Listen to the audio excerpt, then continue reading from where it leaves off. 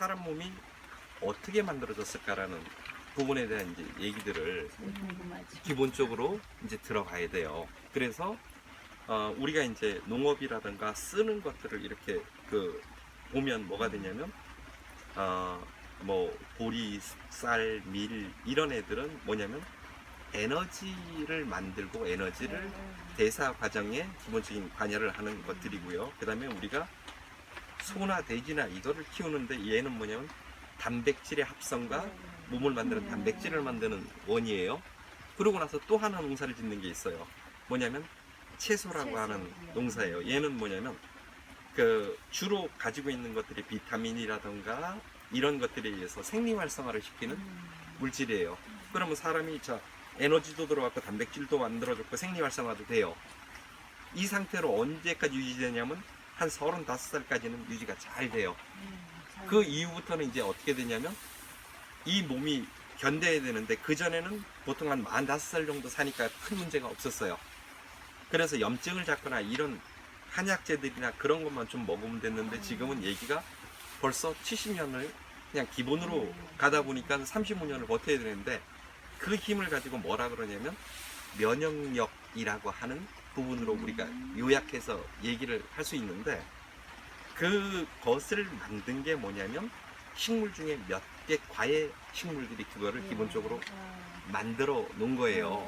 그래서 우리가 이제 흔히 베리라고 하는 애들이 뭐냐면 장미과 식물이에요.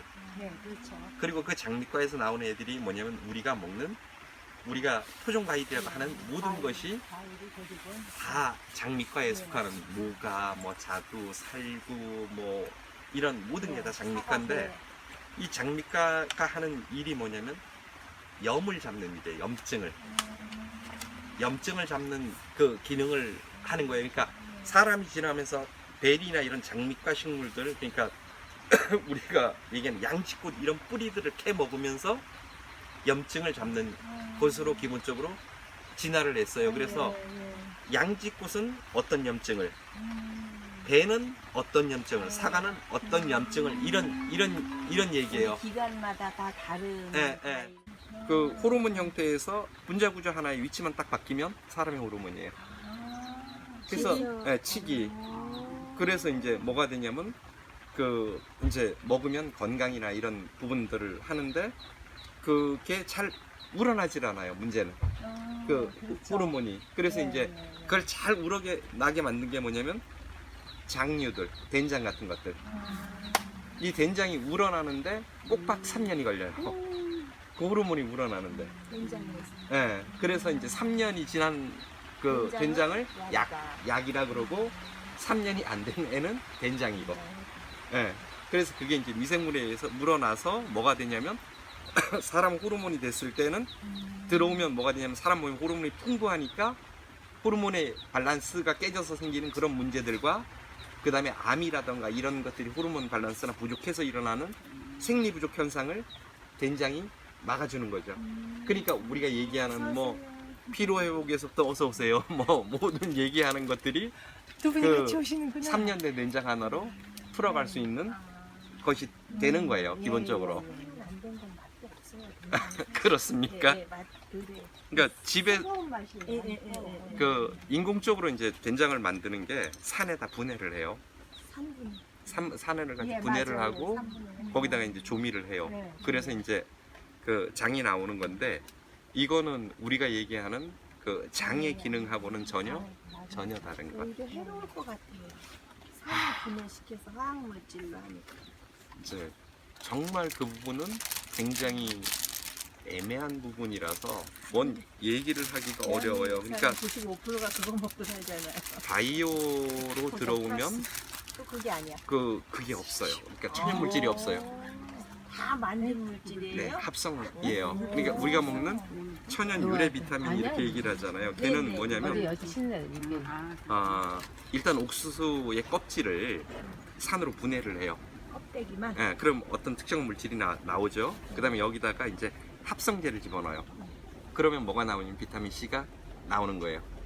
그래서 중심은 석유화학 계열의 합성제고 얘가 옥수수 껍질을 산으로 분해한 물질이 붙어 있어서 천연 유래 비타민 이렇게 얘기를 하는 요새는 거예요. 된 거죠. 예. 요새 그 말 되게 자주 쓰더라고 광고에서. 근데 그나마도 뭐냐면 옥수수 껍데기로도 들어갔으면 다행인데 또 지금 그 우리가 알고 있는 의약품들 중에 거의 대부분이 뭐냐면 식물의 어떤 부분을 분석을 해요. 그러면 어떤 물질이 나와요. 그럼 그거를 인위적인 합성을 해요. 그래서 나온 뭐 우리가 먹는 저기 저 아스피린 이런 것들이 다 뭐냐면 천연 물질이 아닌 천연의 성분을 카피해서 나와요. 제가 나중에 기회가 되면 그 물질들을 분석한 분석표를 한번 좀 드릴 거예요. 근데 소나무 한 가지에 보통 분석을 해보면 물질이 좀 양이 많은 게 약 700종, 양이 적은 게 한 800종 그렇게 해서 기본적으로 1500종 밑에 물질을 갖고 있는 생명체는 없어요. 사람 같은 경우에 한 2500종의 물질을 기본적으로 사람은 갖고 있어요. 그래서 그것이 그것이 있느냐 없느냐에 따라서 어떤 굉장히 큰 생리적인 작용을 하는데 석유 합성 제품에서 이제 두 가지 부분에 문제가 있어요. 하나는 뭐냐면 한 물질로만 해결하려고 한다는 것. 한 물질의 항생제로 가지고 모든 세균을 잡으려고 한다는 것. 이것은 가히 불가능한 얘기예요. 그거를 세균들이나 이런 애들이 그것에 져서 그것들이 종멸하지를 않아요. 무조건 이겨내고 새로운 균들이 나와서 그거를 하게끔 기본적으로 돼 있는데 한 물질로 시도한다는 것이 가장 큰 문제이고요. 두 번째로는 뭐냐면 이거는 이제 그 공룡과 우리의 차이를 좀 보면 되는데 공룡이 살 때의 그 식물과 미생물의 어떤 그룹이 있어요. 그리고 현재 우리가 사는 것에 그 식물과 그룹이 있어요. 이 그룹은 전혀 다른 그룹이에요. 그러니까 이 그룹이 망할 때는 뭐냐면 공룡이 전멸을 해요. 그때의 미생물들은 지금 일부 어떤 조건에만 존재할 수가 없어요. 그리고 이때 만든 물질은 뭐냐면 석유나 석탄들이에요. 석탄이 지금 쓰고 있는 그렇죠. 석탄이 먼저 만들어졌고 그 다음에 석유가 만들어지고요. 그 다음에 지구의 어떤 큰 화성물질. 조건에 의해서 현 생태계가 만들어지는데 이렇게 된 거를 공통진화라 그래요. 한 그룹을 만드는 걸 공통진화라고 하고 그 다음에 이 것들이 갖고 있는 물질들을 동속 영양 체계라 그래요. 그러니까 같은 영양을 체계를 갖추고 있어요. 그래서 내가 이런 쌀을 먹고도 살아요. 왜냐면 같은 영양 체계니까. 쌀하고 살아나. 그게 예를 들어서 이질적인 영양 체계라 그러면 개가 들어와서 여기 세포하고 싸워서 어떻게 돼야 되냐면 탈이 나야 돼요. 우리가 먹는 식품 중에 식중독을 일으키거나 이런 애들은 뭐냐면 이 그룹에 안 들어와 있는 물질을 갖고 있는 아이들이에요. 그래서 이게 들어오면 세포하고 싸워야 돼요. 석유 제품은 뭐냐면 우리 그룹이 아니에요. 그렇죠. 이것도 생명에 의해서 만들어낸 유기물이에요. 무기물이 아니에요. 그냥 땅에서 나온 게 아니고 생명에 의해서 만들어진 건데 공진화 체계에 안 들어있고 유전적으로 같지 않고 그 다음에 영양 체계가 달라요. 그러니까 들어오니까 뭐를 해야 되면 사생결단을 져야 돼요. 네가 죽건 내가 죽건 아니면 두 가지 물질이 합성이 돼서 다른 게 만들어지건 이거를 하지 않으면 물질이라는 건 항상 평형과 균형과 이거를 해야 되는데 그거 자체가 안 돼 버리는 거예요. 그래서 뭐를 하는 거냐면 석유 제품이 우리하고 공진화 체계에 없고 동속 영양 체계가 아니기 때문에 들어오면 반드시 몸에 이제 해가 가는 부분들인데 근데 그걸 해결할 수 있는 식물들이 주변에 아주 흔하고 정말 많아요. 그러면 왜 그 흔하고 많은 거를 사람들이 안 가르쳐 주느냐? 돈이 안 되는 거예요. 돈이 안 되는 거예요. 쉽게 얘기하면. 그런 거 먹으면 약이 안 팔리죠. 뽕나무 하나가 우리가 알고 있는 병들을 이제 우리가 이제 식물의 물질을 추출을 해요. 그래서 그런 세균이나 아니면 인체에 대한 반응을 봐요. 그게 이제 기능성 체크라고 하는데 이 기능성을 검사를 해보면 뽕나무는 거의 우리가 앓고 있는 모든 병을 다 해결해주는 기가 막힌 나무예요. 근데 걔는 산속이건 들이건 강옆이건 버글버글해요. 어마어마하게 예. 존재할 것 같아요. 예, 주변에 예. 그냥 새끼들이 예. 엄청 많아요. 근데 그것 하나로 가지고 예를 들어서 이제 봄에 잎이 나올 때는 나무를 하고 그 다음에 열매 먹고. 열매 먹고 그 다음에 조금 더 지나면 말려서 네. 덮어서 차를 쓰고 그 다음에 걔를 장아찌로 담아 놓으면 뽀송뽀송한 게 장아찌가 기가 막히게 좋아요. 잎을 다리거나 뿌리를 다리거나 줄기를 다려서 먹으면 우리가 얘기하는 고혈압, 당뇨나 이런 것들의 기가 막힌 치료제예요. 네. 근데 그것이 예를 들어서 평범하게 내 자식들한테나 이런 데다가 집에다가 이제 이렇게 끓여서 보리차처럼 먹게 되면 뭐가 되냐면 현재의 환자의 거의 대부분이 사라져요. 병원이 망하겠네. 병원 약사, 의사 약사가 망하는 그 식물이 몇 가지가 있어요. 몇 가지가. 근데 이것이 이제 저는 이제 사람들을 만나서 얘기를 하고 이렇게 할 때 뭐냐면 좀 단순하고 쉬운 걸로 가지고 일반적으로 건강을 지켜주자. 그러고 특별하게 어떤 암에 걸렸거나 무엇을 하는 부분들은 당연히 의사와 그 다음에 우리가 알고 있는 항생제로 가지고 치료를 해서 정말 건강한 삶들. 그러니까 장수하는 그런 유럽의 국가들의 어떤 마을들이나 이런 데 가보면 평균적으로 수명이 높은 뿐만 아니고 죽기 전에 일을 못하는 기간이 굉장히 짧아요. 약 4개월 정도. 그러니까 자기가 예를 들어서 81을 살았다 그러면 79살 6개월까지는 일을 해요. 그러다 나머지 4개월 정도를 몸져 놓았다. 자기가 인생을 정리하고 죽는 거예요. 그게 수명이 길어진 거예요. 근데 우리 지금 친구들 보면 뭐냐면 부모님들이 보통 10에서 15년을 요양병원에서 누워 있어요. 그러니까 수명은 늘어났어요.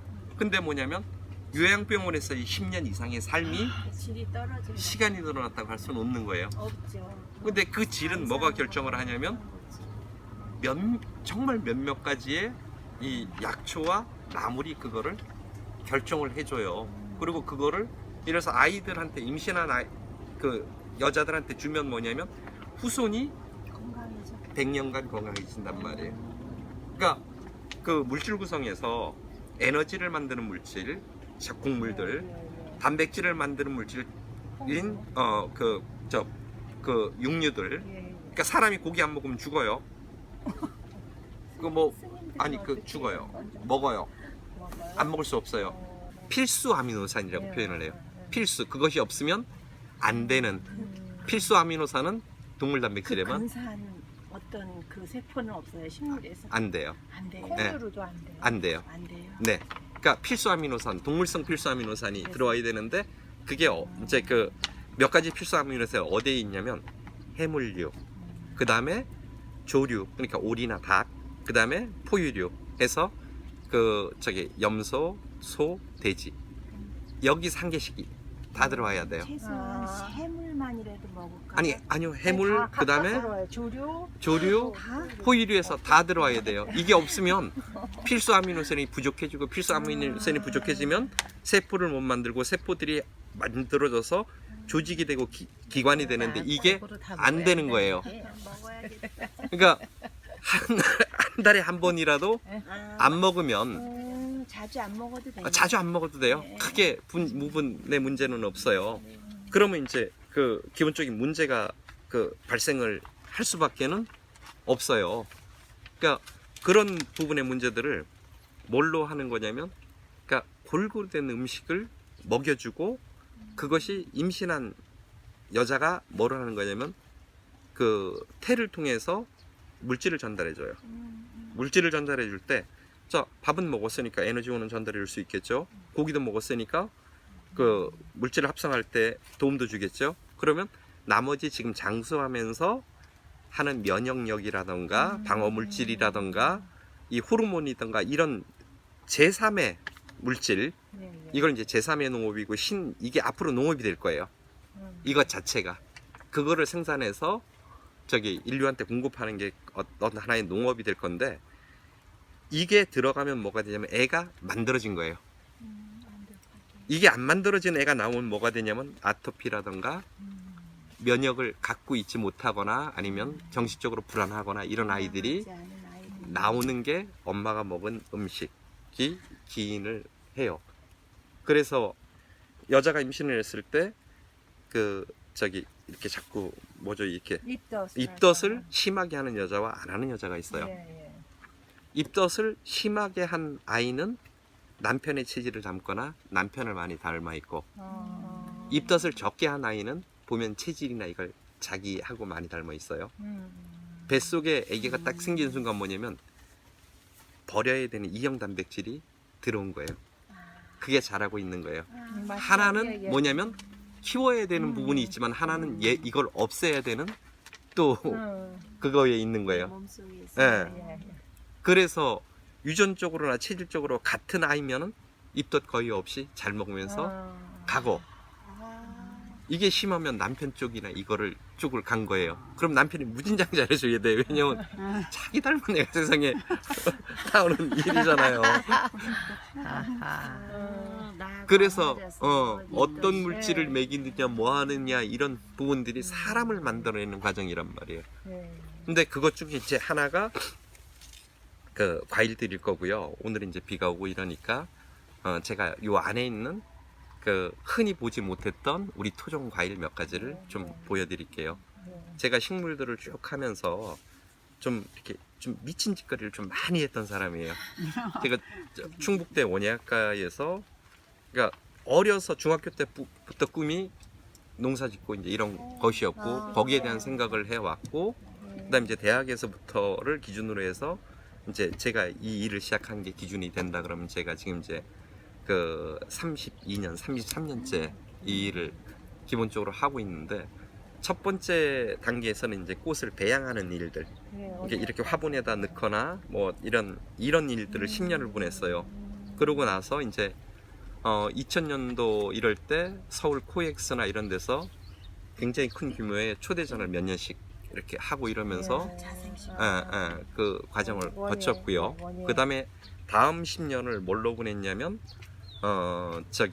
조경, 꾸미고 이런 거. 그래서 이제 그 뭐 월드그룹 이런 데서 공모전 하는 데서 제가 입선을 해서 설계 시공부터 몇십만 평을 하면서 한 150만 평 정도의 어떤 그런 공간 연출들도 해봤고, 그리고 이제 40살 넘어서 했던 게 뭐냐면 이 식물을 저희 지금 굉장히 규모를 축소해 놔서 없는데, 지금 제가 농장을 갖고 있는 게 한 10,000평 정도 돼요.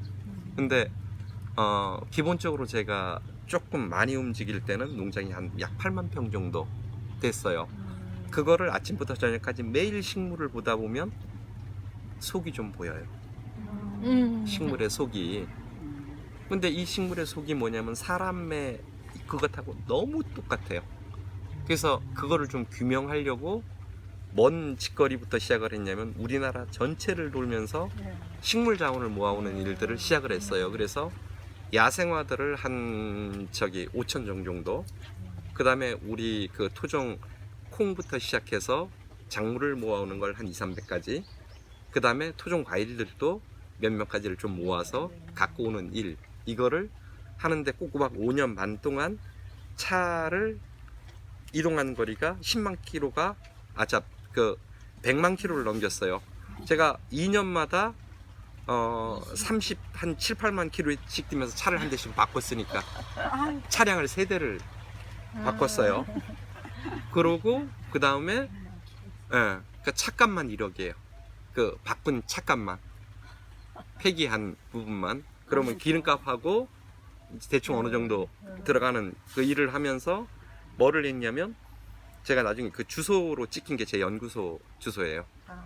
거기서는 뭔 짓을 했냐면, 그렇게 갖고 온 식물들을 가지고 물질을 나누는 일, 분해해서 이 물질로 가지고 무언가 사람한테 그 기능을 체크하는 일, 이걸 한 50여 가지 식물을 이제 매달려서 했어요. 그래서 뭐 데이터도 얻고 이렇게 하는데, 그 물질 하나의 기능성을 연구하는 데 들어가는 비용이 5천만 원씩이에요. 그러면 곱하기 50종 이러면 대충 얼마를 쳐들여서 이제 식물 속을 공부했는지도 대충 나오는 짓거리를, 그러니까 아주 미친 그 부분들을 했는데, 결론은 그거예요. 뭐냐면 몇몇 가지의 식물은 반드시 먹어야 된다. 그리고 그 중에 하나가 뭐냐면 우리 토종 과일류들. 예. 그래서 그런 것들을 먹을 때 하는 요령이 좀 있어요. 뭐냐면 흙을 만드는 일. 네네. 공생농법 네. 저희 다 공유했어요. 예, 예. 그러니까 흙을 만드는 일이에요. 흙을 만들어야지 뭐가 되냐면 네. 적어도 식물이 자랄 수 있는 틀 중에 흙이라는 틀과 외부 기상이라는 틀이 있는데 밑에 틀 하나는 기본적으로 받쳐줘요. 갖춰줘야 돼요. 그래야지 뭐가 되냐면 그 농약이나 비료부터 벗어날 수 있어요. 이 아이들을. 예. 그래서 예를 들어서 집에 이렇게 진딧물 같은 것들이 끼잖아요. 그러면 주변에서 숯이나 재를 사다가 좀 뿌려보세요. 그러면 어떻게 되냐면 유기형 미네랄이 들어가는 거예요. 토양을 만드는 곳에 옛날에 화전을 했듯이 걔를 딱 뿌리고 나서 이 물질이 돼서 식물 쪽으로 딱 전달돼서 방어 물질을 만드는데 보통 일주일에서 열흘 정도 걸려요. 그러고 나면 열흘 후엔 진딧물들이 그 나무로부터 빠져나가요. 싹 떨어져 나가요. 걔들이 방어 물질을 만들어냈기 때문에 이 그 숯이나든가 재라는 요소로. 그러면 우리가 흙을 만들 때 뭐냐면 숯이나 재라는 요소를 넣는 것이 그런 거예요. 그러니까 숯이나 재를 갖고 저도 만드는 모든 흙에 써요. 저기 있는 덩어리가 제가 쓰는 흙 덩어리예요. 꽃을 키우는데 저 덩어리를 가지고 조그만 화분에다 집어넣으면 그냥 마사나 상토를 넣었을 때는 잘하면 식물이 4년 살아요. 근데 조그만 화분에다가 저걸로 넣으면 지금 7년 8년 돼도 안 죽어요. 필요한 요소를 갖춰주면 죽지 않고 끌어가는 거고, 이 필요한 요소가 없으면 어떻게 되냐면 이제 죽어버리는 그런 부분들이에요. 그래서 땅을 만드는 부분과 그 다음에 이제 생리적으로 맞는 곳에 이걸 심는 일, 그래 놓고 이제 나중에 먹는 것까지 라는 부분까지를 좀 이렇게 얘기를 하면 그러면 되는 거고요. 뭐 오얏잎이라던가 이게 이제 과일나무 오얏나무 잎이고 그 언제 유래가 됐건 아니면 자기들이 개발을 했건 간에 뭐가 되냐면 지금 우리가 하는 토종 과일들은 다 뭐냐면 약이었어요. 기본적으로 사람의 건강을 지키는 약이었고, 그래서 정원에 꼭 들여놓는 것들 중에 앵두라던가 뭐 살구라던가 자두라던가 대추, 그다음에 뭐 이렇게 배, 그다음에 뭐 작약, 이런 애들은 뭐냐면 그것이 있어야지만 건강한 삶을 유지할 수 있기 때문에 그 비싼 내 정원이라는 공간 안에다가 걔들을 필수로 들여놨던 부분들이고, 이거를 어떻게 활용할 거냐. 그러니까 감나무라던가 대추나무 같은 경우에는 우리가 보면 대추 먹잖아요. 근데 대추 잎을 먹어도 되고 대추 가지를 먹어도 돼요. 꼭 열매가 아닌. 예, 열매를 먹는 것 뿐이고, 내가 지금 열매가 없으면 잎을 따서 차를 한번 끓여 보세요. 굉장히 맛있어요. 항산화 능력이 거의 무한정 높은 물질이 나와요. 예. 그러니까 그 사람이 뭐냐면 타서 죽는 거예요. 타서 죽는데 물이 있으니까 빨리 안 타는 거죠. 천천히 타는 거예요. 불 확 필 때 물이 없으면 팍 타는데 물이 있으면 안 탄단 말이에요. 사람이 열을 내면서 결국은 타서 죽는데 그걸 뭐라 그러냐면 산화라 그래요.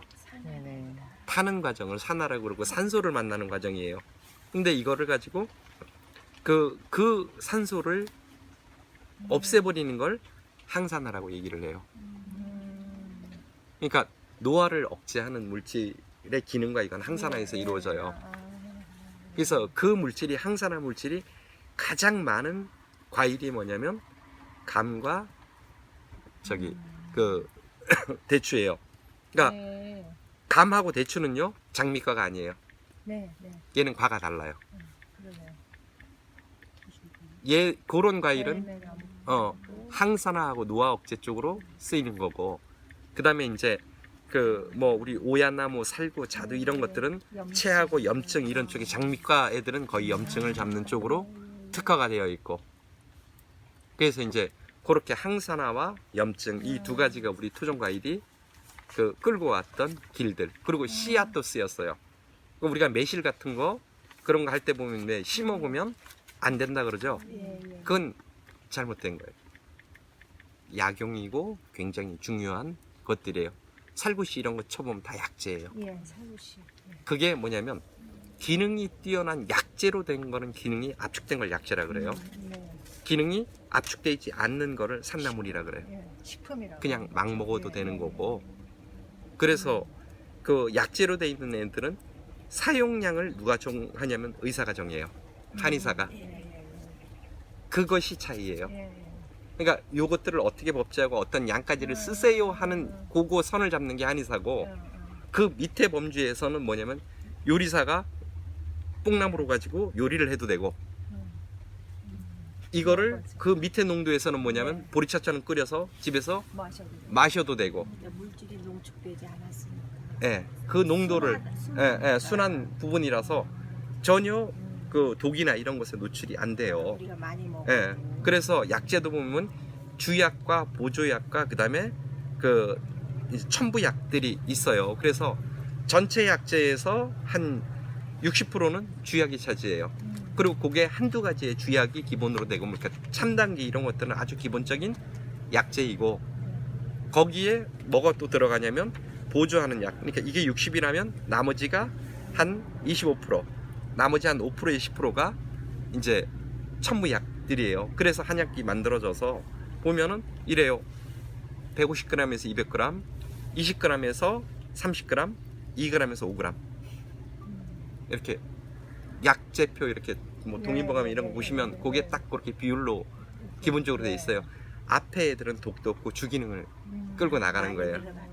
요 몇 가지가 뭐냐면 그 우리가 그냥 건강을 지켜나가는, 그러니까 사람의 몸은 식물로 이루어진 거예요.